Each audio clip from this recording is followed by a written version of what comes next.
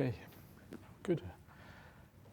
Just first of all, is there any reason why we have the lights on during the meditation? Is that, are we supposed to have that, or is there any?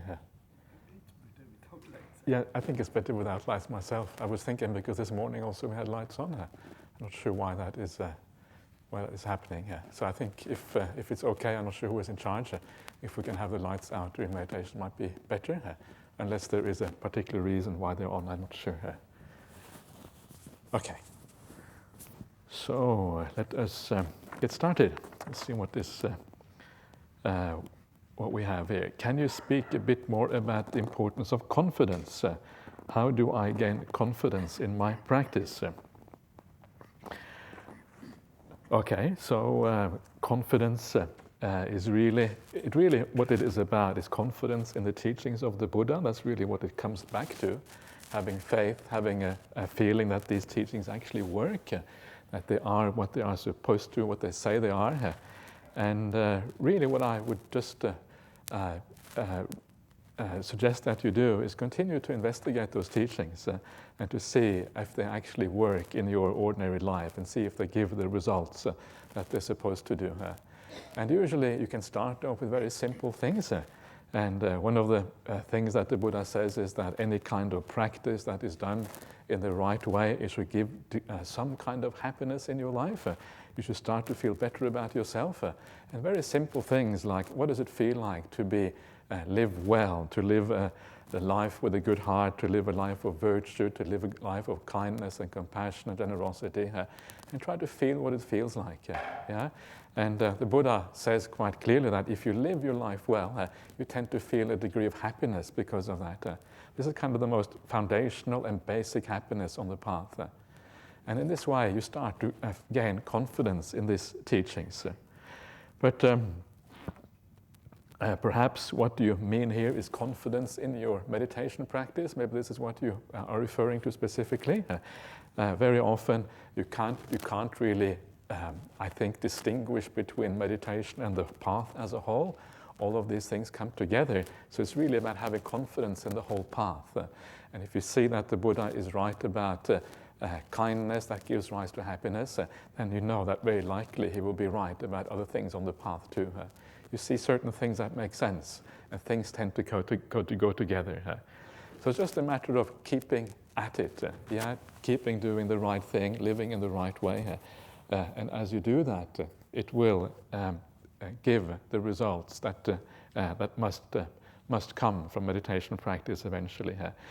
One of the problems is that people are so different. Some people are, because they have maybe lived well in the past life, or they have lived well earlier in this life, or whatever it is, the mind is ready to experience meditation. The mind is peaceful enough to actually give rise to the joy and the happiness and all the positive benefits of meditation practice. For some people, it takes much longer. It's much more difficult. You need to build up all the basic qualities first of all. And then when the basic qualities are built up, then the meditation will start to come together. It's all a matter of where you are at in your practice. Meditation is not something that will always give results. Some people, if they have lived perhaps in the wrong way, meditation can be terrible. Some people hate meditation because it just gives rise to problems and anxieties and all kind of things. And that's okay. There's nothing wrong with that. That just means that you have to start somewhere else with your practice. You have to start with the more basic factors of the Noble Eightfold Path. So if you're having problems with your meditation, go back to your conduct. Go back to the basic things and build them up more. And as you build them up more, you will notice if you go on regular meditation retreats, maybe once a year or however often it is, you will notice that from one year to the next one, there will be some kind of improvement there. Your mindfulness is better. Your ability to stay with the breath improves. It may not be spectacular, there may be nothing really amazing, but it's better than it was the year before. And as long as it is getting better, it doesn't matter where it is, but what matters is that it's getting better. And if it is getting better, you're on the right path and you're heading in the right direction. That's what you should be looking at. You shouldn't be looking at some absolute result, but whether you're actually making improvements. That is what is important. So think in terms of the whole path, think in terms of all of the factors, and look at the long term, whether it is working for you, and then hopefully you will find find a way of making this work. Yeah.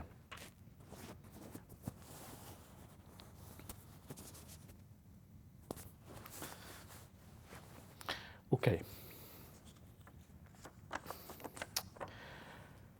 Okay, how to teach the mind to focus on the breath? It keeps wandering around. Indeed. And that is one of the kind of main problems in meditation practice, the mind wandering around, the mind being slothful.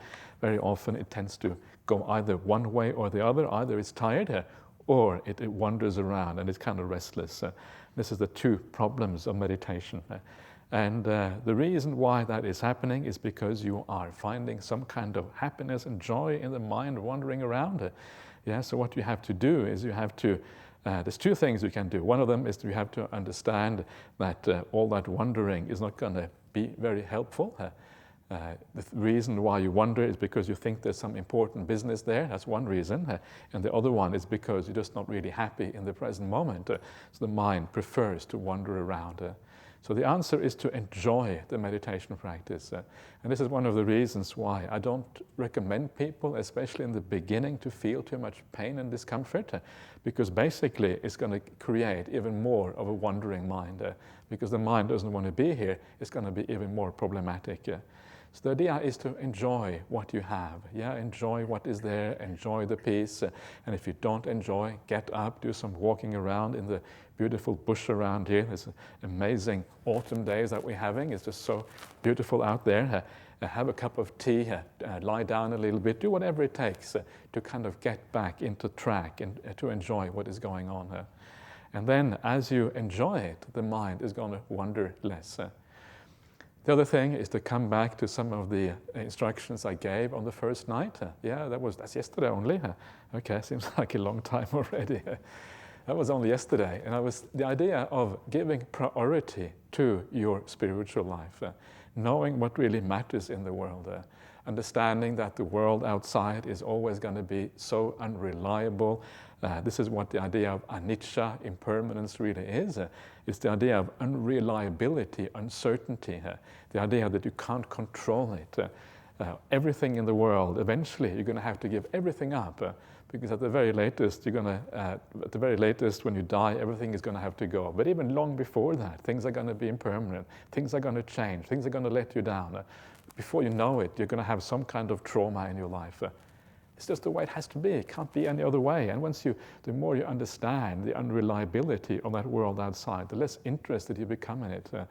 And the more you come to the meditation practice as a true refuge.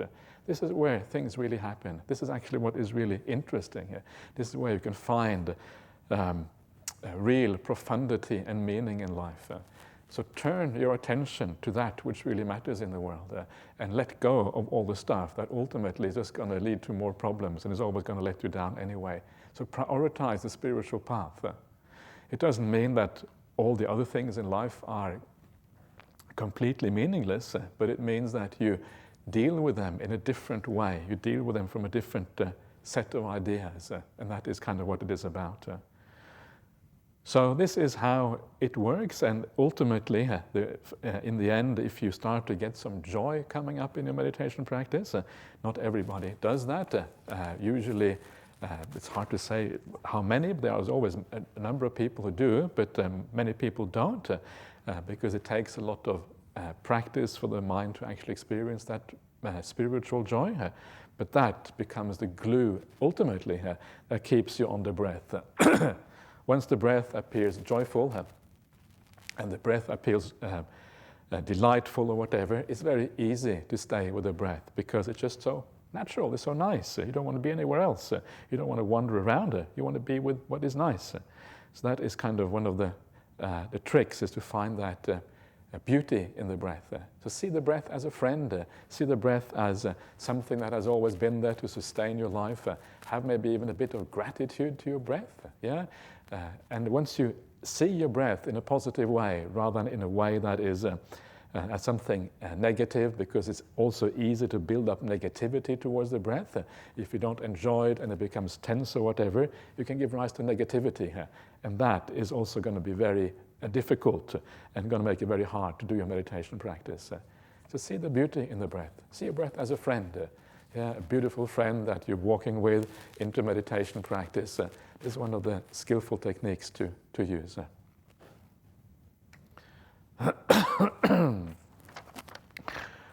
Okay. Dear Ajahn Brahmali, I find it difficult to concentrate on a single mode of meditation, samadhi, vipassana, metta, when doing meditation for a long time. Is it all right to mix them in one session?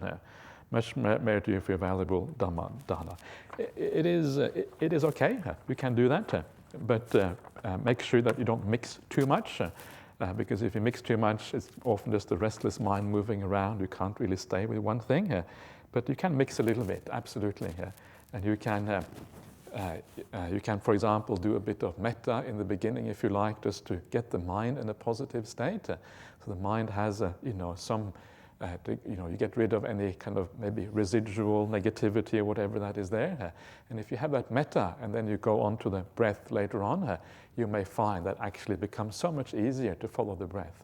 And the meditation becomes far more powerful, and it takes you to a much deeper state.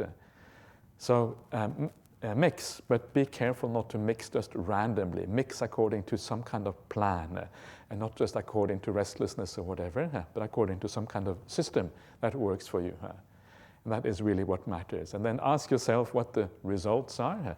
Everything in meditation should really be measured by the results. So how do you feel when you come out of the meditation compared to when you started? And if you feel more relaxed, at ease, peaceful, and all of these kind of things, then you know that you're heading in the right direction. If you have more clarity of mind, that's how I like to translate vipassana, like as clear seeing. I think that's really what it means in the suttas. You see things clearly, and you see things clearly when the mind becomes peaceful and calm. You see more clearly. Vipassana and samatha always going together in this way. So look at that, look at the result. If the result is good, then what you're doing is probably right. Dear Ajahn, if we don't believe in the Abhidhamma, are we then not Theravada?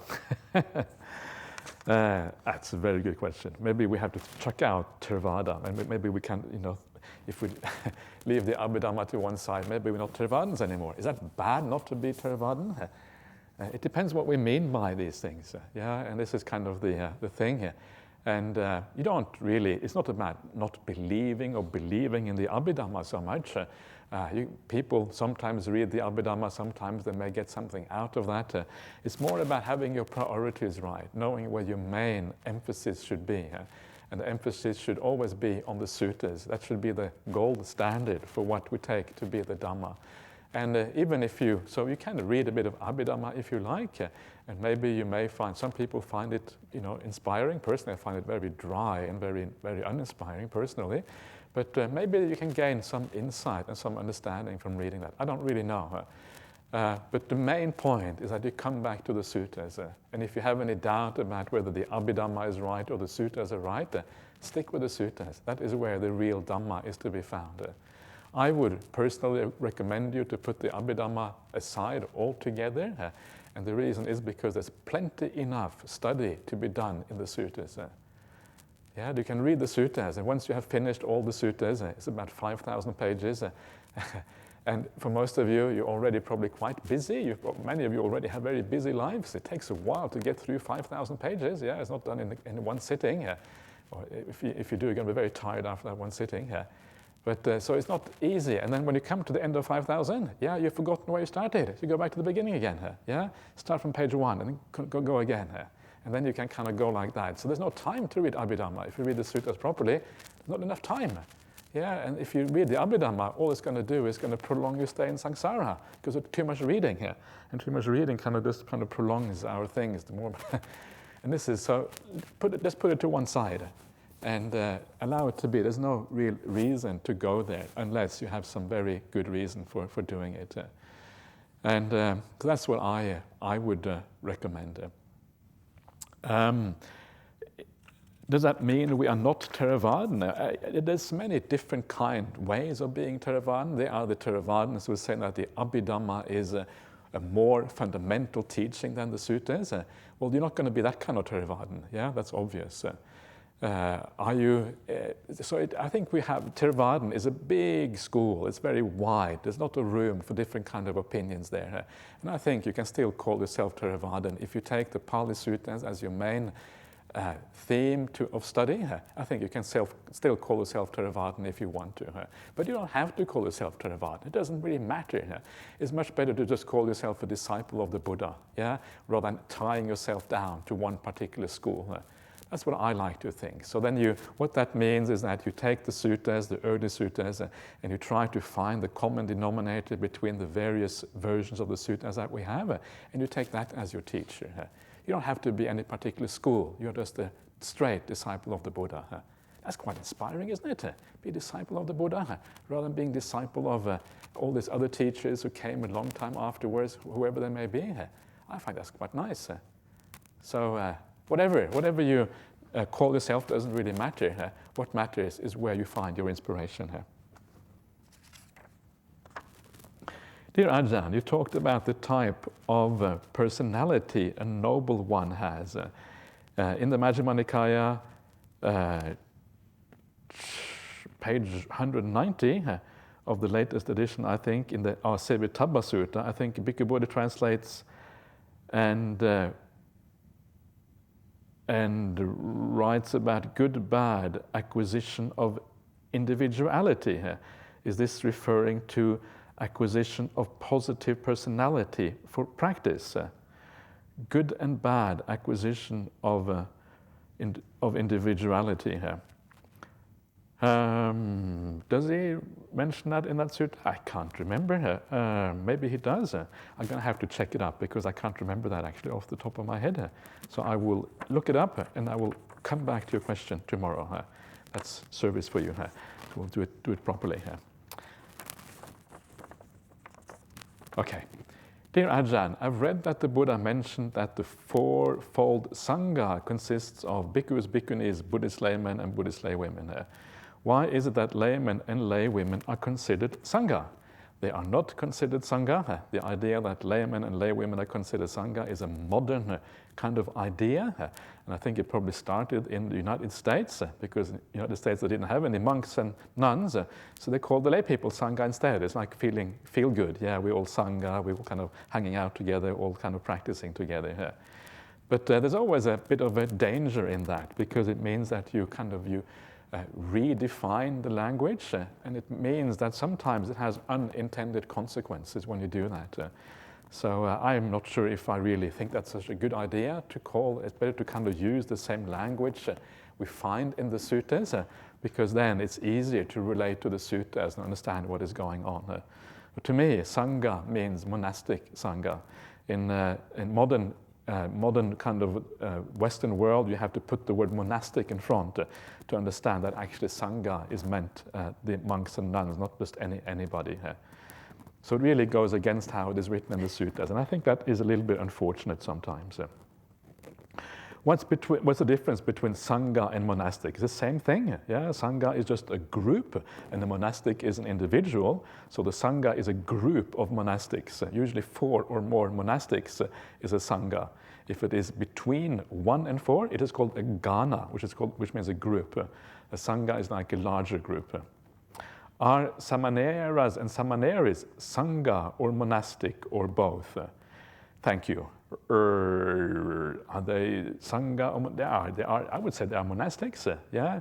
When you are a Samaneri, you have given up money, and giving up money, I think, is one of the things that really make you into a monastic, because you then become completely dependent on other people's generosity to keep you alive. And that is, one of the perhaps main things about being a monastic, is that giving up of money. So I would say that they are kind of on the edge between Sangha and lay. It's very hard to say exactly what they are. In some ways, they are not Sangha. For example, in the monastic Sangha, we make decisions about all kinds of things. And the Samaneras are not part of the decision-making of the Sangha. For example, if we have an ordination, we're going to decide who is going to be ordained, then the Samaneras don't actually have a vote. They don't have a say in who gets ordained, for example. So they are, in a sense, monastic, but they're not full members of the Sangha, you could say here. So it's a little bit of a halfway house there, but closer to Sangha than to lay people. Okay.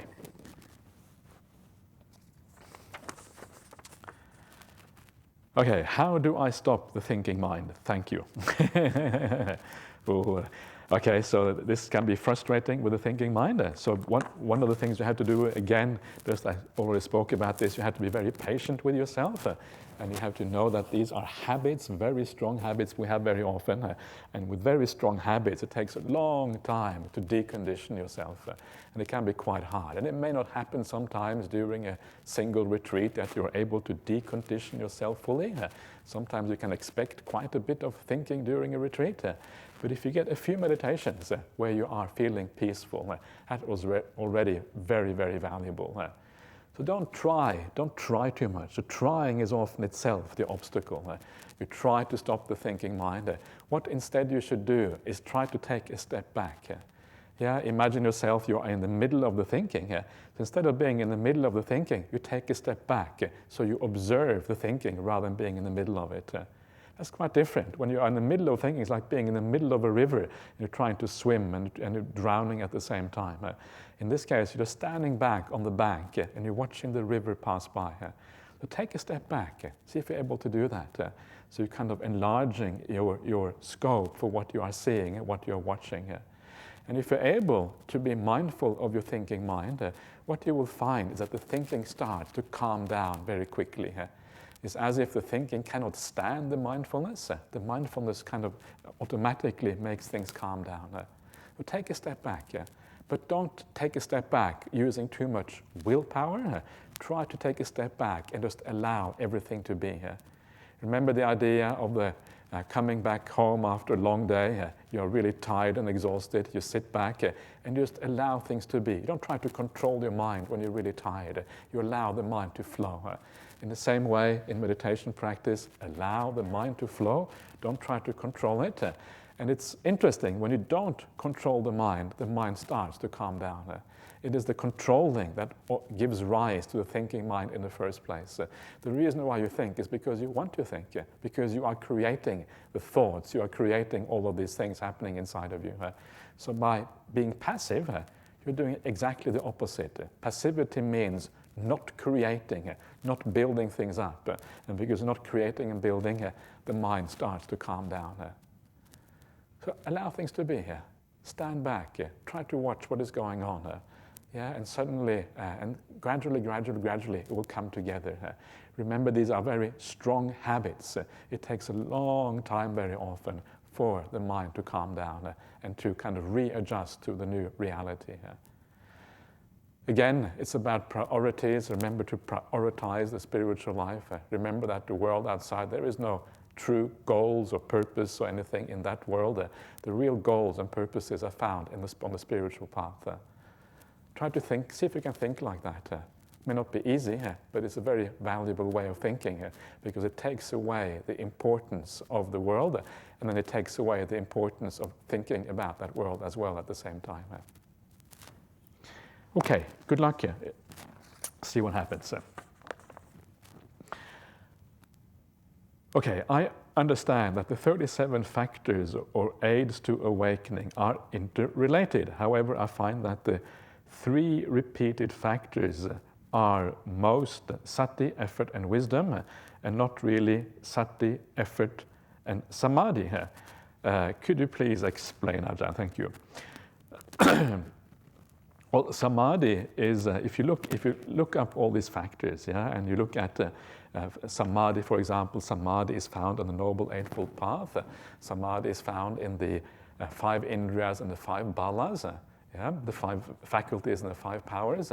Samadhi is found in the bojjhangas. If you look at the bojjhangas, they have the samadhi bojjhanga and also the upekkha bojjhanga. Both of those are about samadhi. There you have 5 already. And then if you go to the 4 iddhipadas, the 4 foundations for spiritual power, they are really all about samadhi. So another 4 factors of samadhi right there. That's 9 altogether. So if you start counting, you get a lot. Then if you look at sati, it's in a similar kind of thing. You find sati in the Noble Eightfold Path. You find sati in the Indriyas, in the balas, that's 3. You find sati in the bojjhangas, the factors of awakening. The 2 first are really about sati, that's 5. And you have the 4 satipatthanas, 9. 9 once more. Yeah? Right effort, similar kind of thing. Noble Eightfold Path, 5 Indriyas, 5 balas. And then you have the energy in the bojjhangas. It's similar to effort. That's 4. Then you have the 4 right efforts. That's 8. So you have 8 times the right effort. That's a lot, yeah, for each one of those. And that's why I say they're very predominant. Then if you go to wisdom, it's true. There is quite a bit about wisdom as well, because the wisdom factors are certainly with the 5 indriyas and balas, you have them twice. Yeah, and then you have, if you go to the, it depends on how you measure these things, how you look at them. But if you go, so you have them there in the Noble Eightfold Path, you would say that the first one, Samma Ditti, is about wisdom for sure. Samma Sankappa, is that about wisdom? Maybe. So that's 4. Then you have Saddha in the, which is faith normally. Is that about wisdom? Possibly that's about wisdom as well. So that's 6 times wisdom on the path. Yeah, and then the question is whether Dhammavichaya in the bojjhangas, whether that's also wisdom. But you see, it looks like it is a little bit less. Wisdom faculty is not as important, and it's more diverse in the way it is expressed, very often as faith, for example, or as right view. So it's not as clear-cut that it actually refers to the same thing. So wisdom is obviously very important on the path, but the idea, the wisdom is more like the result. And because it is the result, it is not as important as a factor of the path. It is the path factors that really are important in Buddhism. That is all about how to develop your mind. And the wisdom more comes as a consequence of all of that. Anyway, that's how it looks to me. So there you are. Okay, this is a long one. Dear Ajahn, based on the talks today, we must develop a particular type of personality, one based purely on what is positive and wholesome. 99.99% of Buddhists wouldn't even have regular jhanas. That's exactly right. Maybe even 99.999. I'm not sure. Not sure how many 9s there, but quite a few 9s after the comma. Let alone stages of awakening, yet we often tend to use the reflection of anatta as if we know what it means. Based on the Anguttara Nikaya Sutta about the 2 powers, such reflection which you talked about is good. But we grasp anatta in a way that ignores the fact that we do have a sense of self still. But it would seem that we need to utilize the sense of self as it's what we have to work with in order to move towards wholesome and more useful personality that can easily meditate. Yes, you don't really have much choice. You have to use the sense of self because the sense of self is really what, it will always be there, so you don't really have any choice but to use it. That's quite right. So what you do is you can use the anatta reflection, but you have to use it in very specific ways. And it's never going to be 100% successful. And the reason why it's not going to be 100% successful is because there will always be a residue of sense of self inside of you. That doesn't matter, yeah? It's not about eliminating it completely. It's about reducing it. That's really the purpose of this path. So if you can reduce the sense of self and move towards these kind of qualities, move towards stream entry or whatever it is, that is what is important. Yeah, there's a vast difference between having a big ego and having someone who enters a peaceful state of meditation. It's a big, big difference there. So if we can reduce the ego a little bit, reduce the sense of self a little bit, one of the difficulties with the thinking mind and why the mind is so restless is because we identify with doing. Yeah, we are the doers. We believe that we are the agents in our life. And when someone tells you just to be peaceful and calm and just observe, you're undermining that sense of self. Because that sense of self wants to do. You feel that you are expressing yourself. You feel you are alive. You are indulging that feeling inside of you that you exist. And that is why it is hard to give it up. So by reducing the sense of self, you can become more peaceful in your meditation practice. So it's really about reducing it, not about eliminating it altogether. And you can also use it, as I mentioned before, in regard to things to overcome anger and ill will or irritation, especially if you are upset by people around you. That's where we usually get upset, is in regard to other people. And just remember that people are like robots, basically. We do things because of cause and conditions.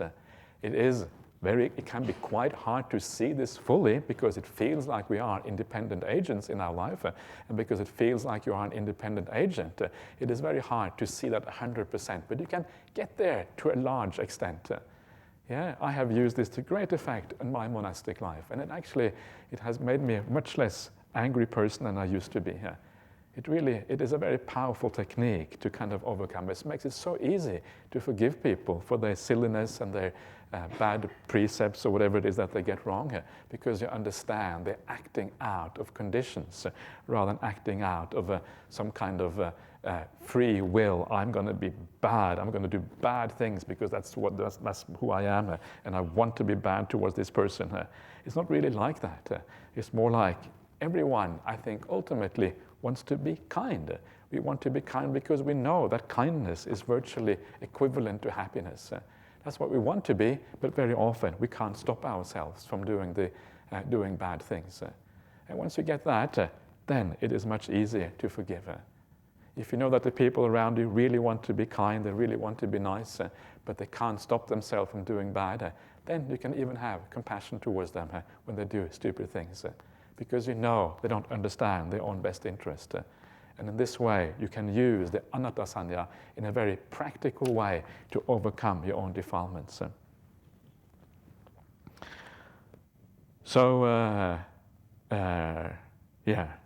Okay, I hope that helps. So try it out and see what happens. Ajahn, I have a problem with sexual desire, and I think it comes from wanting to be wanted, a sense of acceptance. The practice of reflecting on the loathsomeness of the body doesn't really work for me either.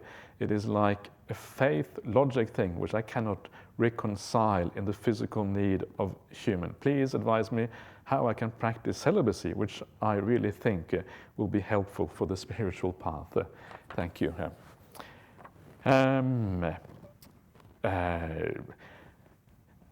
One of the great ways of thinking about of living the spiritual life is just to understand all the problems in the sensual realm. To kind of abandon this whole sensual realm a little bit, understanding that ultimately it is always going to let you down whenever you attach to something, whenever you desire something. It will always lead to problems in the long run. It will always be hard. It will always kind of lead to suffering and problems. The world is always going to let you down. And it's very easy to see that. Whenever you kind of turn on the TV perhaps, or you read the news in a newspaper or something, it is very hard to kind of see the whole of the news section on TV without something upsetting you. Because there's so much stuff in the world which is upsetting. People killing each other, and people going to war, and terrorist attacks happening, and all kind of crazy things. There's so much upsetting stuff happening, and this is always the same thing. It is the world letting you down. It is the five senses letting you down, because all of that is in the world of the five senses. That world is so inherently unsatisfactory. And all of these desires that you're talking about here, they exist in that particular world. And the more you attach to that, the more attached you are to the five sense world in general. So withdraw from all that. We understand clearly why that world is so incredibly unsatisfactory.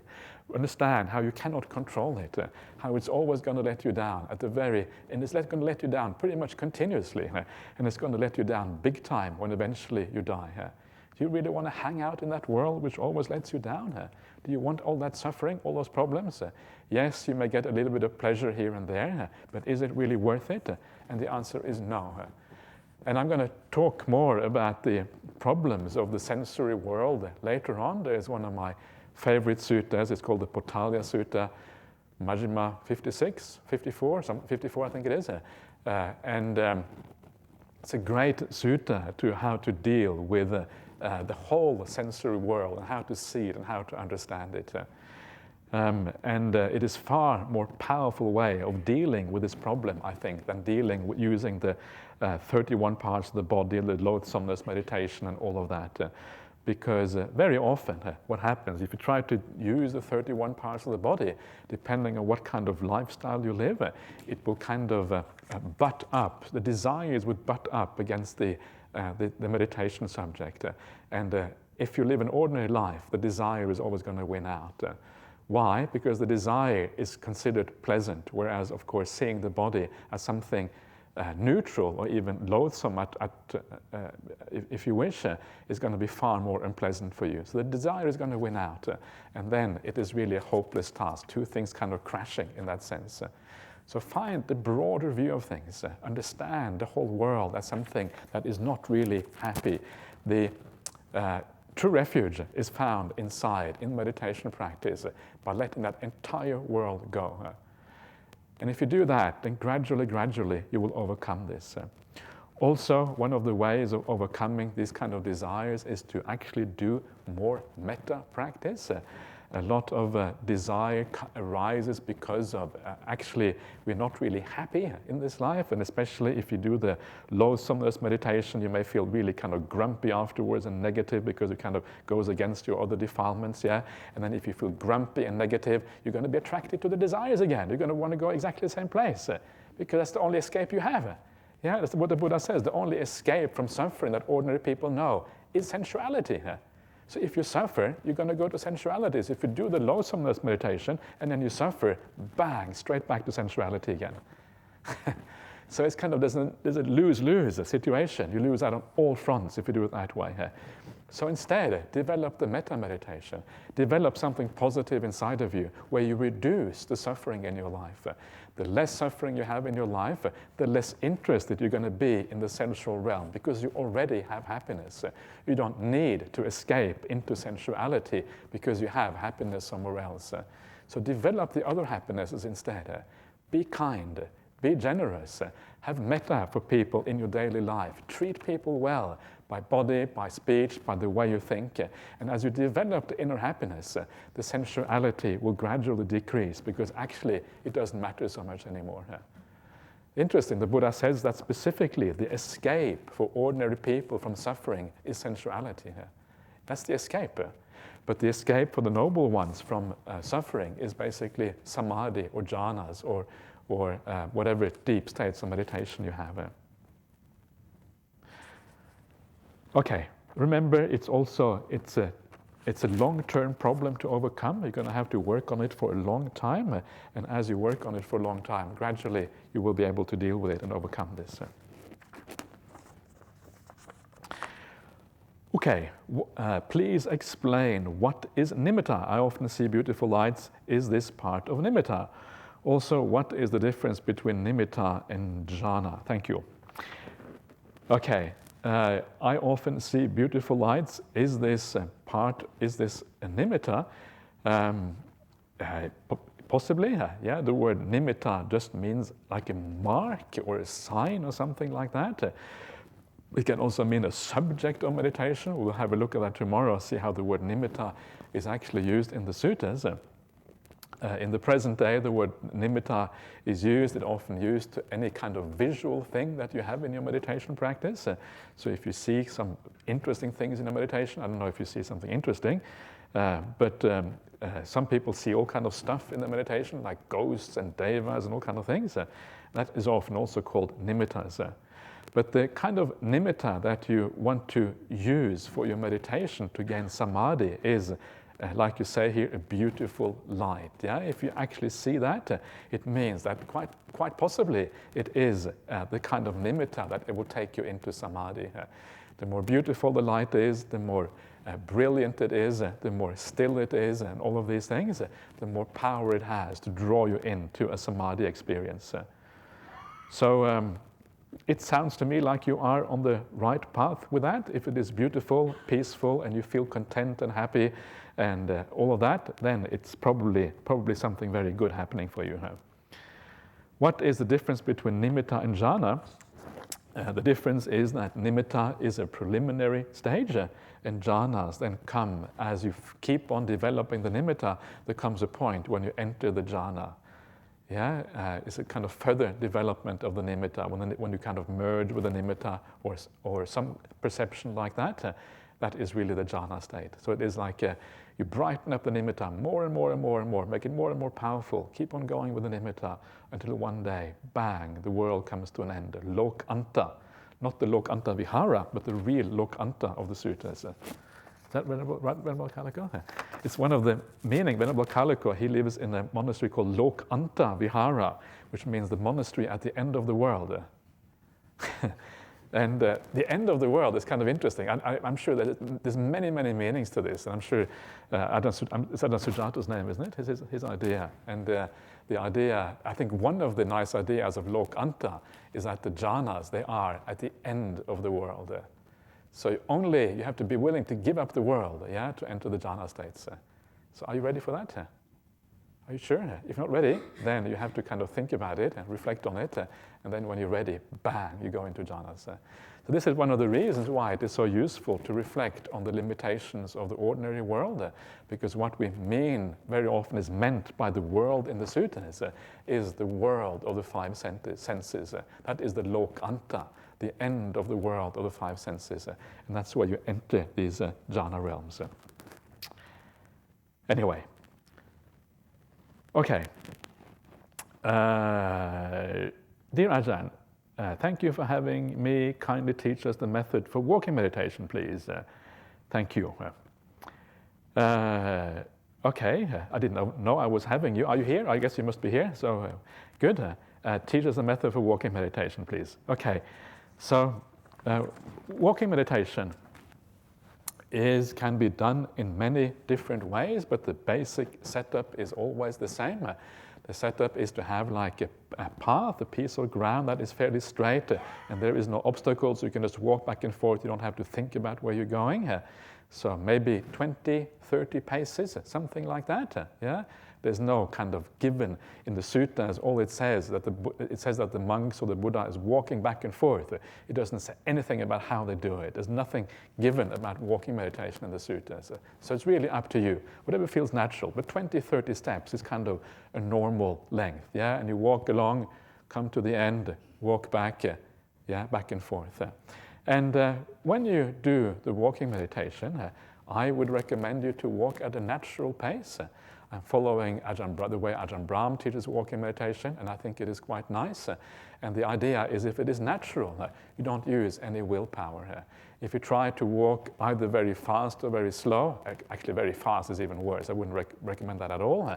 But even if you try to walk deliberately slowly, it means that you are forcing the mind to some extent. And always when you force the mind, you very often end up becoming tired because of that. Yeah, it tires the mind out because the willpower is what tires the mind in general. So don't force too much. Allow things to be as natural as they possibly can. And when it is natural, then the mind is at ease. The mind relaxes. And when the mind relaxes and at ease, you feel good about what you're doing. And that is usually where the mindfulness tends to arise. So walk at a natural pace is my recommendation. You don't have to follow what I say. Just really can do whatever you want. This is just what I would suggest. And then the question is, what do you focus on when you do this? And that really depends on what you want to get out of the meditation session. So, for example, if you want to do more samatha on the walking path, and it's quite possible to do samatha meditation, even get samadhi on the walking path, then often the best way to do that is just to focus on your feet. Focus on your feet as you're moving. Yeah, feel the movement of the foot as you're rising up. And the more you can feel of the movement of your feet, the more samadhi you have. It's very similar to watching the breath. The more you can see of the breath, the more stillness you have in your meditation. The more you can feel the movement of your feet, the more stillness you have in your walking meditation. So try to feel everything and see what happens. Yeah, and then as you move, it's possible to become incredibly still by doing walking meditation. But it may be that after you've been sitting in here, very often when we sit a lot, when we do walking meditation, we need to do something else. Yeah? Otherwise, you can only do so much samatha during the day. I wouldn't recommend doing too much because, again, often you have to force the mind if you do too much. So find that nice balance. See what you need. See what comes fairly naturally without using too much force. So another thing you can do when doing walking meditation is contemplate something. Yeah, you can contemplate what we've been talking about. You can contemplate the idea that the five sense world is impermanent, unreliable, out of control, and see what that makes it, what that feels like. You can do a death contemplation, which is very similar. What does it mean that I'm going to die? What does it feel like? You can even visualize yourself as being on your deathbed because you don't know when it's going to happen. It could happen now. Am I ready to die? What does that feel like? If you're ready to die now, what does that feel like to be ready to die? So you can do a death contemplation. You can do metta meditation while you're walking. You can overcome maybe some of the, if you have some negativity towards some people, you can overcome that, and then you can do some metta meditation afterwards. All of these things you can do. What you can also do, sometimes you can just walk back and forth without having any kind of object as such, and just allow the mind to be, and just observe what is happening in your mind. That can also be very useful. When you do that, when you just observe the mind, you allow the mind to be, you often understand what the problems are, what are the things you need to overcome. And then when the problems arise, you use the methods of reflection to overcome those problems. In a sense, you are purifying yourself. Yeah? That's what you're doing in this way. Seeing what's happening in the mind, you see maybe you are upset about something, and then you forgive that person, whoever that might be. Or you have some kind of desire and you use some kind of reflection to overcome the desire. And in this way, you're purifying the mind. So after the walking meditation, you feel more peaceful, you come back in here and you watch the breath again. And if you have got it right, the breath meditation is going to be easier as a consequence. So all of these things are ways of doing walking meditation. If you really want to just relax, you can just go for a walk. Yeah, it's beautiful to go for a walk around here, and you can walk really far if you want to. Yeah, you can cross the boundary and walk into the state forest, and you can kind of get lost, and we will never see you again. And you disappear into the forest, and you become a hermit for life. That's it.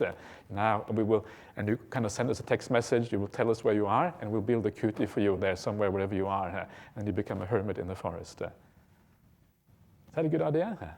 Sounds quite nice, doesn't it? Yeah, especially towards the end of the retreat when you really kind of got your act together, and then you kind of just walk off into the forest like one of these kind of ancient forest monks or whatever it is. Kind of a nice idea, just disappear into the forest. And there are some monks who live like that, and it's actually very inspiring when people do that. They just disappear into the forest. You don't see them for a whole year, and then they kind of come out of the forest after a year. And then they look as if they've been living in the forest for a year. They look really rough and really kind of look like some of these old ancient arahants or whatever, what you might imagine they might look like. But use the property here. Use the path, use the forest. It's so beautiful to be in the forest sometimes. The forest on this property is very kind of civilized. Yeah, even the kangaroos are quite civilized here and quite friendly. And the snakes are quite civilized. They usually don't bite you at all. You don't have to be afraid of the snakes. Yeah, usually the snakes are far more afraid of you than you are of them. I haven't actually seen any snakes this year, so I don't think you have to be too concerned about it. Enjoy what is here. And that is another way of just doing walking meditation, just wander around a little bit. Not really walking meditation, but just enjoying yourself. Okay. Next one. Dear Ajahn Brahmali, can you please lead us in a death contemplation? 2 years ago, you took us on an amazing journey, what sadly wasn't recorded as part of the retreat. You took us into a complete white room, and from there, let us let go of everything. Thank you. Sure, we can do that, but maybe a little bit later on the retreat. We'll just allow kind of the meditation to sink in slowly, and then kind of make you ready for the death contemplation. So that otherwise, if you get the death contemplation straight away, and then you might kind of, I don't know, maybe you might leave the retreat or something. So you want to make sure you get at least something out of it before you leave. We don't kind of scare you too much. Actually, it is not very scary at all. Death contemplation, if you get it right, is actually quite nice. You really feel quite relaxed about it because it really is a letting go kind of meditation. The idea of death is a powerful moment to let go, and that is really the idea behind that. Okay, dear Ajahn Brahmali, nowadays memorizing is not part of our education system. Do you think it may contribute to our increasingly scattered minds? Do you think memorizing sutras especially is a good technique for developing samadhi with metta? Maybe. I think the most important thing for samadhi is enjoying whatever you're doing. That is the most important thing for samadhi. So if you really enjoy memorizing suttas and you think that's a wonderful thing, chances are you will be able to do it, and your samadhi will come as a consequence. So it's really about enjoying what you're doing. It is that across the board. So whatever you are, whatever it is, wherever you want to find that samadhi, if you enjoy the object, if you enjoy the breath, if you enjoy the walking meditation, if you enjoy reading a book, whatever it is, then the samadhi will arise as a consequence. So it is also true, of course, that a lot of the way we live now is actually bad for samadhi. There is so much scatteredness of the mind very often. You are, especially when you are on these, what's it called? All of these things that you find on the internet, Facebook or whatever it is, social media, whatever it is. Of course, it can lead to a lot of scatteredness as a consequence. And it's good that we have banned mobile phones here at this retreat center. Is really good. Is it banned? Is that true? Yeah? I don't know. Did anyone say anything about banning them? I don't see anyone with mobile phones. That's a very good sign. Sometimes you go on retreats and people still have their mobile phones, even on retreats. And it's good that we don't have that here. It's a very, very positive thing here. So, of course, all of that can often lead to scatteredness and can make you very kind of hyperactive and have attention deficit and all of these kind of things. So leaving those things aside, I think reducing your use of social media probably is a very important thing. Deleting your Facebook account probably is going to have a very positive contribution to your practice of meditation. It may have, because it often leads to so much trouble and so many problems. So it is really about enjoying what you're doing. That's where samadhi comes in. So it doesn't matter so much what you do. Learning things by... Sorry? What if you enjoy Facebook? Yeah. Well, so if you... It's like saying, what if you enjoy sensual desires? Yeah, it's the same kind of thing. Yeah. So you enjoy sensual desires. It's called miccha samadhi.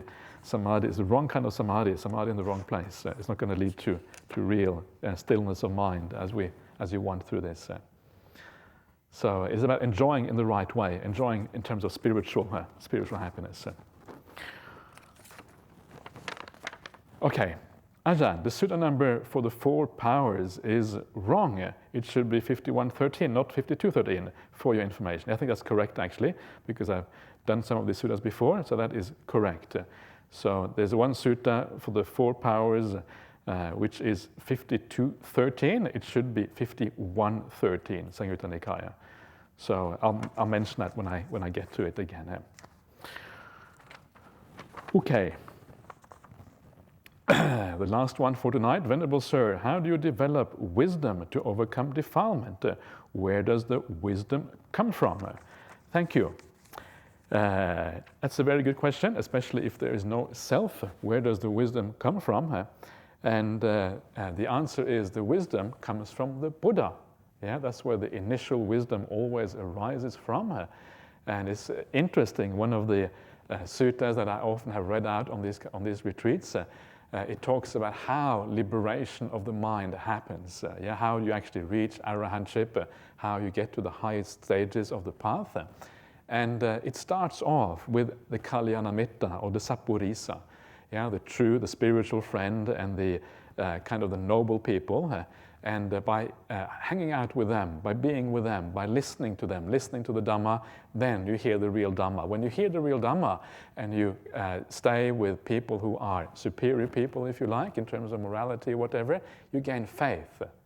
And when you gain faith or confidence in these teachings, then you have, it says, yoniso manasikara. Yoniso manasikara is precisely applying the mind in the right way. Yeah, so when you talk about using wisdom to overcome defilements, that is exactly what yoniso manasikara is about. And as you can see, initially, it comes from the suttas. It comes from faith and confidence in the Buddha's teachings.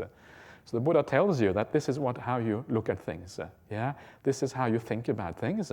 And then you look at that and you think, yeah, that makes good sense. And then you try it out for yourself. You try to use the yoniso manasikara as the Buddha lays it down. And then you start thinking in the right way. And as you do that, as you start to overcome the defilements, your own mind becomes more peaceful. Your own mind becomes more able to see these things directly. And when you see these things directly, what was originally the Buddha's wisdom, after a while it becomes your wisdom because you understand what is going on. So gradually, you take it from the Buddha first of all. This is why the Buddha is so necessary in the world. He is the eye of the world who sees things for what they actually are. And then you move from that and make it your own wisdom, gradually, gradually, gradually, as you practice this path. That's how it starts out. Okay, that is all for tonight.